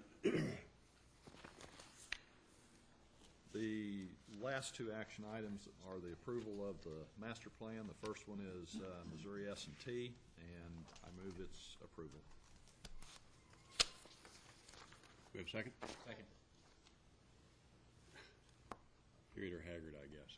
It was a tie that time, Don. You're getting better. You're getting quicker. You're not getting better. I have my quota of seconds, so go ahead. Okay, we have motion, second discussion. Kathy? Okay. Item number 6, Curator Bradley? Aye. Curator Carnahan? Yes. Curator Downing? Yes. Curator Erdman? Yes. Curator Frazier? Yes. Curator Good? Aye. Curator Haggard? Yes. Curator Russell? Yes. Curator Wassinger? Yes. Thank you. Vote of 9 to 0, sir. And then the last action item is the master plan for University of Missouri St. Louis, and I move its approval. In a second. Don, you jump in there. I think Don Downing, Curator Downing seconds that, doesn't he? I certainly do. Discussion. Kathy? Item number 7, Curator Bradley? Aye. Curator Carnahan? Yes. Curator Downing? Yes. Curator Erdman? Yes. Curator Frazier? Yes. Curator Good? Aye. Curator Haggard? Yes. Curator Russell? Yes. Curator Wassinger? Yes. Thank you. Vote of 9 and 0, sir. Chairman, that concludes the Finance Committee report. And Mr. Finance Chair, you had a lot of work to do yesterday. A lot of items, there sure was. We appreciate John Miller's stepping in yesterday, and with Nikki being gone, I thought he did a good job of helping us through some of those issues, and I know that we all look forward to Nikki being back, but John did a good job yesterday. All right. Thank you, Doug. David, you're up. We convened the Resources and Planning Committee, of which I'm chair. David Bradley and Doug Russell are also members of the committee. President Forsey gave a presentation outlining accountability measures, which I believe was very well received by the board and perhaps maybe one of the more significant things that's been accomplished since I've been on the Board of Curators. To the extent I think it's going to hold a lot of transparency for both legislators, alumni, and also indicate that we do want to be held accountable, and this is a good mechanism which should do so. Other than that, President Forsey did a wonderful job, and I have nothing further. Okay, thank you, David. And I would concur that is probably one of the most important things that has happened since I have been on the board. I think it's a very, very good document that will help guide the university. So thank you. Thank you, David. With that, we'll move to the good and welfare of the board. Any items to come before the board that would fall under good and welfare? Yes, I have an item which I've discussed with President Forsey and also a few of the board members. It relates to a letter that was sent out by John Carnahan a couple of weeks ago outlining the lack of, and this is twofold, lack of interaction with other boards of colleges and universities in the state. And it that's the first point. Second point is, since I've been on the board, we have visited the Boot Heel, we visited each of the 4 campuses, we've been up to Northwest Missouri, but we have not visited Northeast Missouri, nor have we visited Southwest Missouri. It's my idea that we switch, and for those who don't know, I'm a native of Hannibal, so this is somewhat self-motivated, but my brother serves on the board of Truman State. I don't know what his availability is. My thought would be to get the Wassinger boys together and possibly some of the Truman State members together and kill 2 birds with 1 stone by going up, showing a presence up in Northeast Missouri, and also perhaps getting some of the Truman State board members together and possibly swapping out the June meeting in Columbia. We've got 2 meetings in Columbia next year, swapping out one of the Columbia meetings, and I think President Forsey seemed agreeable to doing so. I know we're conscious about cost. Maybe my brother will foot the bill for stirring some of the Hannibal economy if we ask real nice. But I do think it's important for the reasons John has outlined in that letter to get these boards. There's not a whole lot of interaction among the college boards and universities here in the state, so that's my suggestion. And most of the board members, as a matter of fact, every board member I talked to seemed receptive to the idea. Yeah, I mean, we'll look at the schedule, work with Truman. There may be an opportunity to get the coordinating board. I think this notion of more communication of the governing boards is high ground. I mean, we are certainly, as you heard me say yesterday, I think the best way of dealing with mission issues is amongst the governing boards and the campuses versus the state or someone else. And we don't have natural opportunities for dialogue. I think the Kofi group, Chancellor Deaton is now the chair of that group. Anything we can do to have opportunities for the governing boards, we ought to take a shot at it. And certainly in terms of moving outside of our 4 campuses, we've had that discussion. And logistically, if we can figure out how to make it work, we'll take a swing at it. What airline flies there? Durham Company chartered flights, I think. I've talked to Doug about doing a roundabout. He didn't seem real agreeable to it, but... Well, you're playing the charter. We'll take a look. I think Springfield would be a good... And that's the other thing I was going to follow up on. We have not been to South... And John, I'd really be interested in going down to Springfield, or Doug's from Lebanon. If you want some neutral territory, Lebanon would be fine. I do think it's important that we go down to Missouri State's the second largest, institution outside of University of Missouri. So I would also be very interested in going down to Southwest Missouri. Let me ask you a question. We would still do each campus every year. We would do the 5th meeting one year and then the other at these institutions? That's what you're thinking about? Well, historically, and Kathy, correct me if I'm wrong, but since I've been on the board, we did rotate, and always. I mean, we've been to Marceline, we've been to the Delta Center. I mean, and my understanding was there was a meeting before I got on the board in Springfield many years ago. I mean, the history of the board was that we would have the 6 meetings, and we would rotate throughout the state. And for some reason, we've gotten out of that habit. Well, we cut back face-to-face meeting. Thought we could manage with one less face-to-face meeting. Assuming that we need to get to each campus every year, then we probably have one that's in the swing. And this past year, just for economics, we opted not to do it. But I think getting back in a routine, I have no problem. Well, my question wasn't indicated I was not indicating I was opposed to it at all. I was kind of saying procedure. I assumed we were going to go to each of the campuses the one time each year, but then go to the other places, which is good. We'll take a look. Okay. Thank you for the suggestion, David and John. Anything else under the heading of good and welfare? If not, we'll move to the election of chair and vice chair. And first consideration would be election of the chair for the year 2010. And I would entertain a motion for that officer position. Okay. Thank you, Mr. Chairman. Chairman called me the other day and asked me if I would make this nomination, and I said certainly I would. And then when he came in yesterday, he handed me a handful of papers about Judy, and I'm not going to read through all of these, but it is my pleasure to nominate Judith Haggerty, the current vice chair for next year. I was impressed at looking through some of the things she's done, because I knew that she was a nurse. I was happy to find out she had 2 University of Missouri degrees, a bachelor's degree from Columbia and a master's degree from here at UM St. Louis. But more importantly, she has really spent her life in nursing and in health education, and a great deal of that time dealing with very needy people in southeast Missouri, and with real hands-on type services. And I was very impressed with that. Now, I've obviously been impressed in the short time that we've been on the board together, and I am happy to submit Judy's nomination as chair of the board for next year. Okay, thank you. Wayne?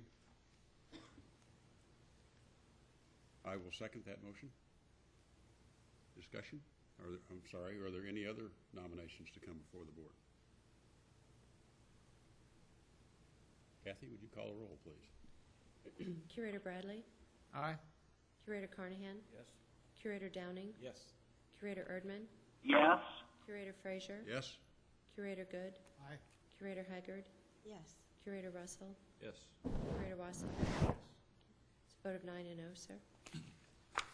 Congratulations, Judy, and we'll get to that a little more in a moment.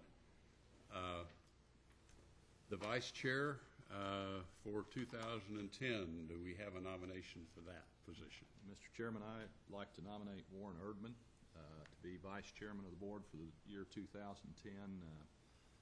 Warren came to the board in, I think it was 2007, and he came with a really broad, diverse background and experiences that has already proven to be very beneficial to this board.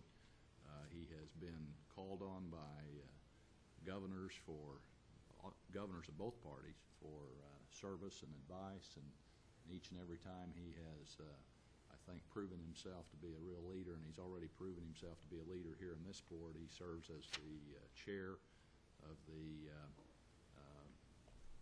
Human Resources and Compensation Committee, as chair of the Governance Committee. I think he serves on the Academic Affairs Committee. He has been a very involved and engaged board member that has already proven himself as a leader, and I think he would be an outstanding leader to work along with Curator Haggard and President Forsey as we deal with a lot of the issues that we're going to be facing in 2010. So, Mr. Chairman, I move that I nominate Warren Erdman to be vice chairman of the board. Second. Okay, thank you, Doug and David. Are there any other nominations for that position? Kathy, would you call the roll? Curator Bradley? Aye. Curator Carnahan? Yes. Curator Downing? Yes. Curator Erdman? He's going to pass. Curator Frazier? Yes. Curator Good? Aye. Curator Haggard? Yes. Curator Russell? Yes. Curator Wassinger? Yes. Thank you. That's a vote of 8 and 0, sir. Congratulations, Curator Erdman. You are the vice chair for the year 2010. Congratulations. Okay, we have a little tradition here to follow.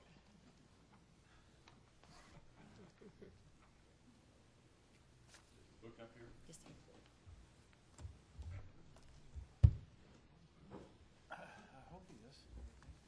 A number of years ago, John Lichtenegger, when he was the chair of the board, was presented a book from the Jackson County High School, and it's a book that is a history of the University of Missouri from the year 1839, the first 100 years, 1839 to 1939. And it is presented to the chair each year, and each of us since that time have signed it, and I guess as we sign that, that is documentation that we have read this book thoroughly.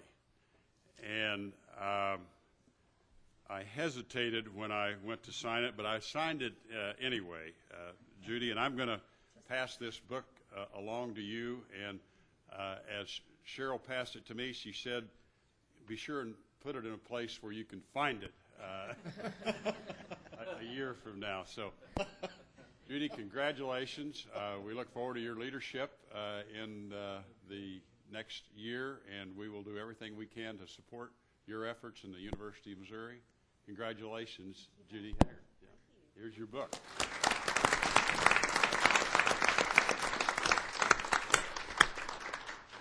Bo, on behalf of the Board of Curators and the entire University of Missouri family, we thank you for your year of service as chair of the Board of Curators. You've been at the helm of the board during a particularly difficult economic period, and we have appreciated your leadership tremendously. In fact, in honor of your love of racing, I thought I would liken the past to a racing analogy. The university has certainly had a year full of caution flags and tight turns, and we've returned to the pit a time or two to reevaluate. But Bo, you've always had the finish line in your sights, and we are better for it.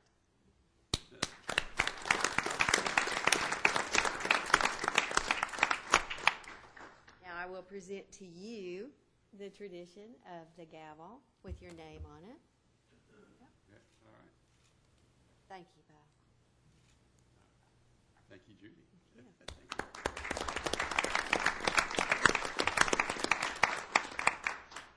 I thank you, fellow curators, for the honor to serve as the board chair this coming year. As you know, I take my position very seriously on this board, and I will strive to do the best job possible in this new role. Since I just incited you with some knowledge about Bo and his racing career, and there's a lot more that you need to know about that, I thought I would share a story about myself, which I think explains why I am so passionate about public higher education, particularly at the University of Missouri. My father passed away when I was 15, and a few years later, when I was getting ready to graduate from high school and enter college, I decided I would go to a local school where I could go to a really good school of nursing, and I could stay at home. My mom had my brother, who was already in school, had my sister, who was already in college, so I was the baby. I was the third. And I thought that would help my mother. And I also thought I was a little afraid, even though I went to the biggest high school in the state of Missouri at the time, I was kind of afraid to go off to a really big school. But my mother had very different expectations. As I'd recently been awarded one of the university curator scholarships, she really pushed me to attend MU. And because of that decision, doors and opportunities were open to me that I otherwise would never have known.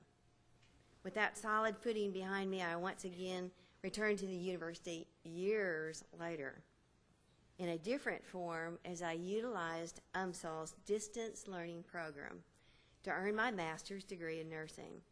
And once again, my life, and hopefully the lives of those I touch, has been the better for it.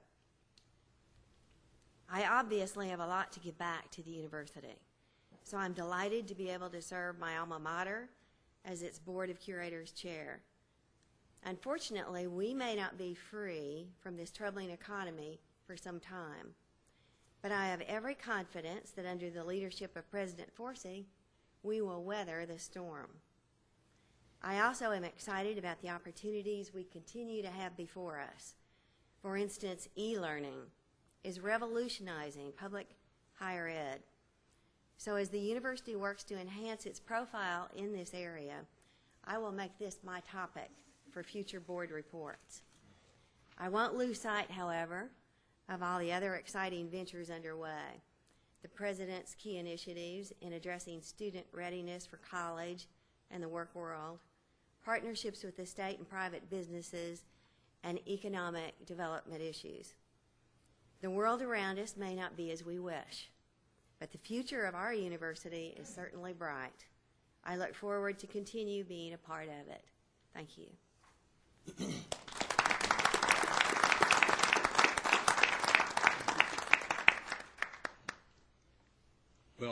think that concludes our formal agenda. A couple thank yous to the audio-video guys over there that have taken care of us all year. Michael Hicks and Kurt Relke. There's nothing that can bring a meeting to a screeching halt like glitches in audio-visual, either the sound or the screens up there, and I don't believe that we've had that this year, and they have done a terrific job. So thank you to the two of you. We very much appreciate everything you've done for us all year long. So thank you. And we would be remiss if we didn't acknowledge our secretary, Kathy Miller. She has done yeoman's work for us all year long. I know a number of you, like I have, called her at odd times of the day, night, weekend. She is always responsive. If she doesn't answer the phone, she'll be back with you very, very quickly. And in addition, whenever there is a request, she has a very, very can-do attitude. She'll do whatever she has to do to make it happen. So, Kathy, thank you very much for your good work during this past year. Mr.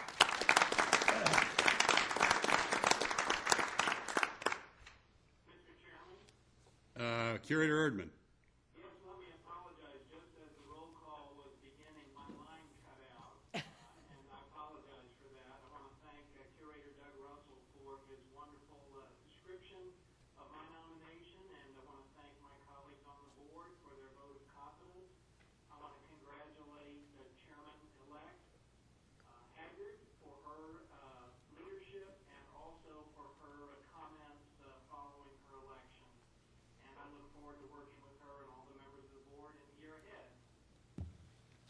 Okay, thank you, Warren. Well, your election passed with 8 votes. There was one, you didn't get one vote.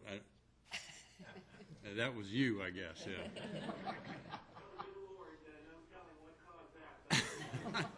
Excusing myself on that vote, but I do appreciate the vote of confidence from my colleagues. Well, thank you for your willingness to take a leadership role, Warren. Okay, do we have anything else to come before the board? I believe we're ready to adjourn. So moved. Doug moves and David seconds in discussion, and call the roll. Curator Bradley? Aye. Curator Carnahan? Yes. Curator Downing? Yes. Curator Erdman? Curator Frazier? Curator Good? Aye. Curator Haggard? Yes. Curator Russell? Yes. Curator Wassinger? Yes. Thank you. That's a vote of 9-0, sir. We are adjourned. Have a good holiday. Thanks for back. Yeah, nice seeing you. Good on your exam. Oh, yeah.